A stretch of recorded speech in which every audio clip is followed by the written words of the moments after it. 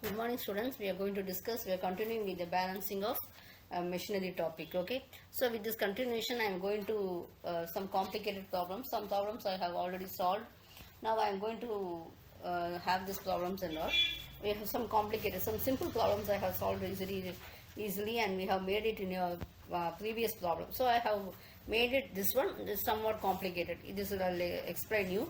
A shaft is being supported in bearings which are being 1.8 meters apart and projects for 0.45 meters. Actually, the meaning is the mass is given and the mass also will be given. Just to explain, you will have the mass also we have. Okay. So and again, when you take it as the radius and everything else, they would have given in this problem. The shaft will be carrying 3 pulleys each at one end in the middle. The mass of end pulleys 48, 20, center of gravity 50 mm, 12 point. The center pulley mass, center of gravity. If the pulleys are arranged in static and related angular position, dynamic forces. Okay, so that they have given. So what you have to do is first they have given. I have written all the masses, all the given data I have written. Okay, mass MA, MC, RA, that is RC. They have given in mm. I am converting in the terms of meter. And MB, RB, that is radius, and speed at which it is rotating is 300 rpm, and omega I have calculating 2.60. Now I am going for the relative angular positions of the pulleys. Okay, so these are actually the planes, and this is one I have taken is the this is a reference plane. Okay, so A is 48.05 centrifugal force. Okay, that is centrifugal force divided by omega square, distance of the from the plane. Well, since it is actually in the left, I am taking it as minus. Okay, I just explain with this. So you can see this is in the L. I have imagining this L is between A and B. So which is to the left I am taking it as negative, the right I am taking it as positive. Okay.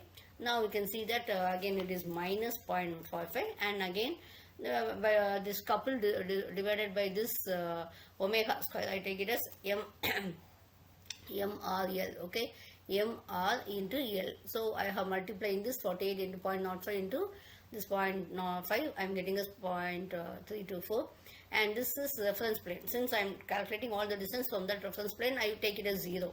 Okay, I don't know the mass and I don't know the radius, so ML or L I am okay.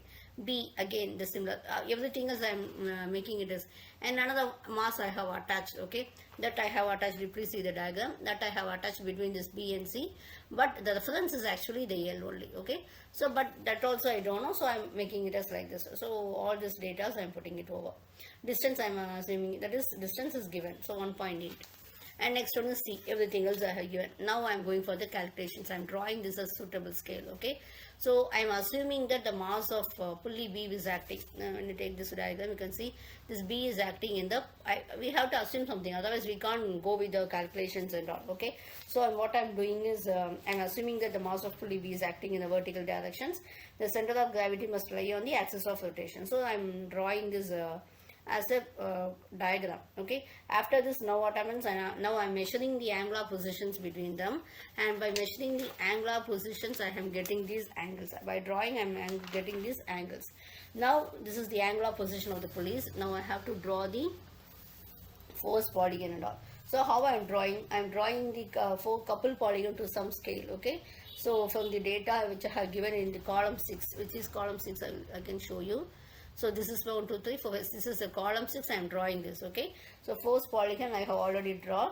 Now first I have to draw this couple polygon. So with the because in force polygon I don't have all the forces, but here unknown is only one. So I can draw this couple polygon to some suitable scale. Okay. So couple polygon first I am drawing this to some suitable scale, etc.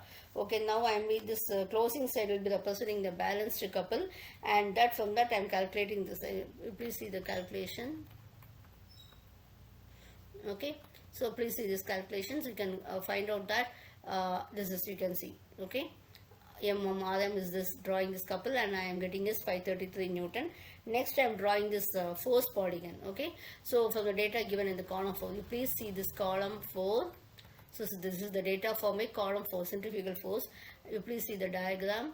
Okay, from this I am drawing this force polygon. The closing solid represents balanced force and is proportional to ML, RL, etc. From this I am getting the value as 533 Newton and all. Okay, so this is actually from this from this we are calculating the ML, RL also, and I am getting the dynamic force also I have calculated, and the mass also I have calculated. Okay, so this is the procedure to calculate the mass of this balancing force and also the dynamic force that will be provided. Okay, that will be produced. So like this you have to balance the rotating masses.